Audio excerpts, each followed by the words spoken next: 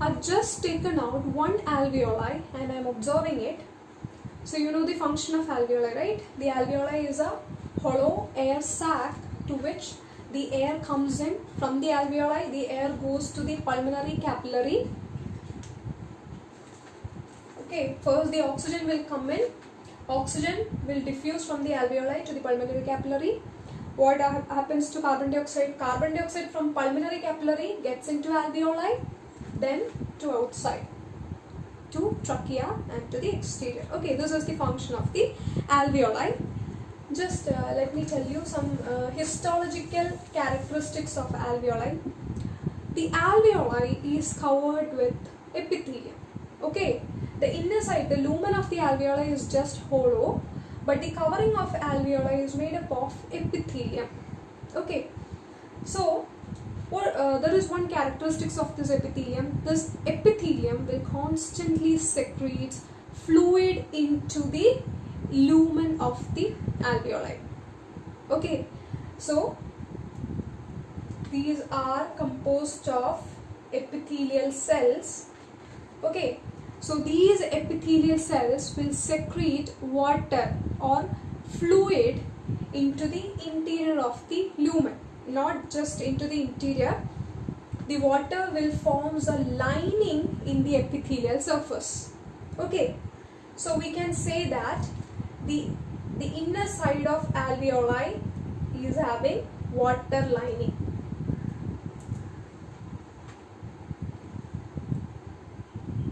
Alveoli is covered by epithelium. So these epithelium will produce or will secrete the water. So water will be forming a lining within the interior of the alveoli. Okay, so we have just seen the presence of water here. So water is having an innate property of exerting surface tension. Okay, so just let me take a small piece from here and I'll just magnify it here. Okay, so this is the alveolar surface. Upon the alveolar surface you can see the water molecules. These black dots are water molecules. Okay, it is having what? A lining of water molecules. Okay, so here there is air. Here it is water. This is the alveolar surface upon which the water forms a lining. So this is water, and above the water it is air.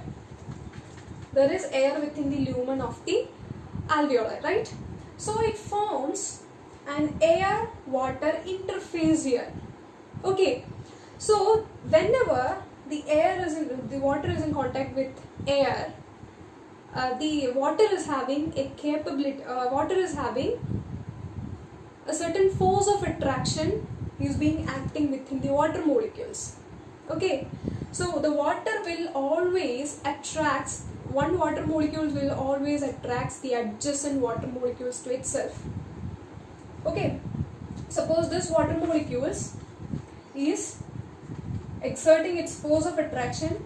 It is attracting all the water molecules from its adjacent sides. Okay, all the water molecules is having a force of attraction experiencing within it. Okay, what happens to the surface water molecules? The surface water molecules will have only force of attraction downwards.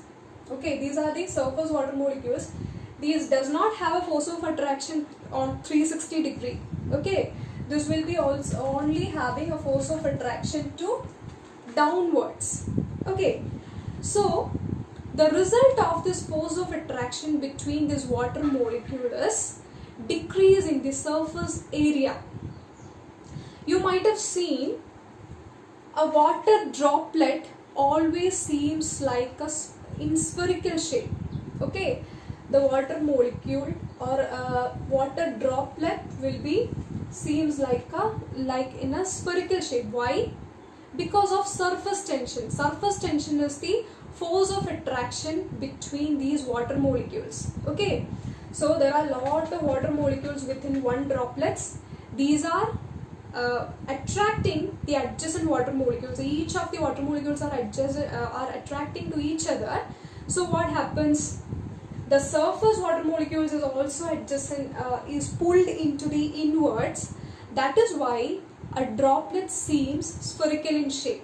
Okay, like that, certain surface tension is acting here, so that the water molecules tends to reduce its area. Sphere is having minimal surface area, right? The water tends to decrease its surface area. So like that, in here also you can see these are, here also you can see water molecules. These are exerting a force of attraction, and this will decrease the surface area. Okay. So here there is water lining. In the water lining, there is surface tension is being exerted. So whenever the water tends to decrease the surface area, what happens to the whole structure of alveoli? The alveoli will shrink, right? So the alveolar epithelial surface on which the water is residing, suppose when all the water molecules is exerting force of attraction between each other, it tends to decrease the surface area. When the surface area of the water molecules is getting reduced, what is happening? The overall structure of the alveoli will be having minimum size, will shrink. Okay, so the alveoli will get shrunk. Okay, so in the lungs we can see thousands and thousands, lakhs of alveoli within the lungs. Okay, when all these alveoli is having this shrinkage, what is happening? The whole lungs will shrunk and the whole lungs get collapse. Okay, so the recoiling tendency of the lungs is by elastic tissue, by means of the elastin deposition in the elastic tissue, and also by surface tension forces. Okay, by the presence of water within the alveoli, the each of the alveoli is having a tendency to minimize its size. Along with the alveoli, the whole structure of lungs. Okay, if all the alveoli is shrinking, means the lungs will also shrunk and get collapsed. Okay, but we are all normal people which can easily respire without any lung collapse. Okay, lung collapse is not seen. If lungs has collapsed, the expiration and inspiration is not possible. Okay, usually the lung collapse does not occur to us. Even there is the presence of water and there is the presence of elastic tissue, the lungs is not usually collapsed. Okay, why? Because of there is one factor known as the surfactants. Okay, I hope till this you have understood. The surfactants are certain substances which can decrease the surface tension. Just now we have discussed about the role of surface tension in the recoiling tendency. Okay, if the recoiling of the lungs is so powerful, it can lead to collapse. Okay, so for that the surface tension forces have to be reduced. Okay, for reducing the surface tension, we have one substance in the alveoli itself. It is known as the surfactants. Okay, we'll see what is surfactants. So before going to the surfactants, you have to study about the two types of cells in the alveoli, so two types of epithelium in the alveoli. Suppose this is an alveoli. Okay, the alveolar epithelium is of two types, type 1 cells and type 2 cells. This type 1 cells are squamous epithelium. Squamous means flattened cells. Okay, you can see flattened cells like this in the epithelium. And also you can see type 2 cells. Type 2 cells are some cuboidal cells. You can see within the Okay, there is only a single lining of epithelium. Okay, these epithelium itself contain two types of cells, type 1 and type 2. Type 1 is squamous or flattened cell. Type 2 is cuboidal cells. Cuboidal cells means somewhat like this. Okay.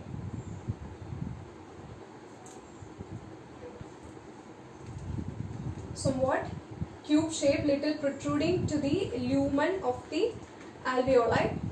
So these are two kinds of cells you can find, and type 1 cells is 90% of the epithelium is type 1 cells. Okay, and 10% of the cells are type 2 cells. Okay, only a few type 2 cells you can see.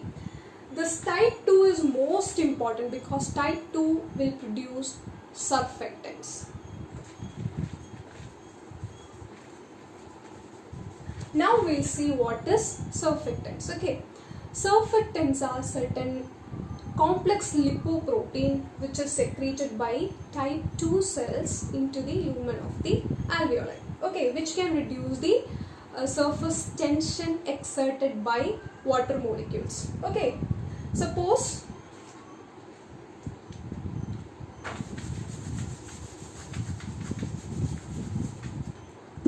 this is the alveolar surface. These are water molecules. The alveolar epithelial cells, okay, epithelial cells both produce water and also this surfactants. Okay, epithelium composed of type 1 and type 2. Upon that you can see the water molecules. The same cells, the same epithelial cells also produce a surfactant. Okay, the surfactant is some substance which is amphipathic in nature. Okay, that means it is having two sides which is having opposite characteristics. Okay, it is having a head region, it is having a tail region. Okay, this tail region is hydrophobic in nature and the head region is hydrophilic in nature. Let me tell you again. Upon the alveolar epithelial surface you can find the water molecules. Okay, the same epithelial cells will produce a substance known as surfactants. The surfactants are amphipathic molecules which is having, you have studied about the structure of amphipathic, right? Which is having two portions, one tail portion and one head portion. Tail portion is hydrophobic, that is water hating. Okay, it tries to escape from water, and head region is hydrophilic. Okay, it is more attractant to the water. Okay, this is how the structure of one surfactant. Okay, so these are the water molecules. So how would be the orientation of the surfactant? The orientation of surfactant is that the head region will be immersed, will be attracted to the water molecules. Okay, you can find the head region here, and the tail region, tail is hydrophobic. Okay, it does not goes to water but it goes to air. Okay, into the tail region is protruding into the lumen of the alveoli. Okay, now we are talking about this portion. Okay, alveolar surface, water, and also this surfactants. Okay, since the hydrophobic tail is water hating, it does not go near the water, it is protruded to the lumen of alveoli, but the hydrophilic region is attracted or immersed in the water. Okay, so we know that the water is having a force of attraction between each other, right? Like this, each water molecule is having a force of attraction between each other. That is what is called as the surface tension. Okay, when these surfactant is attached to the water, what happens? It just pulls the water. The surfactant tends to pull the water, so the force of attraction between the water molecules can reduce. Okay, so the surface tension between the water molecules can reduce, so the surface area will remain unchanged, so the alveoli does not collapse. Okay, the alveoli will not shrunk than a normal limit. Okay, so it prevents the collapsing of this alveoli. Okay, that is what is the function of surfactants. Okay, so each surfactants, here there is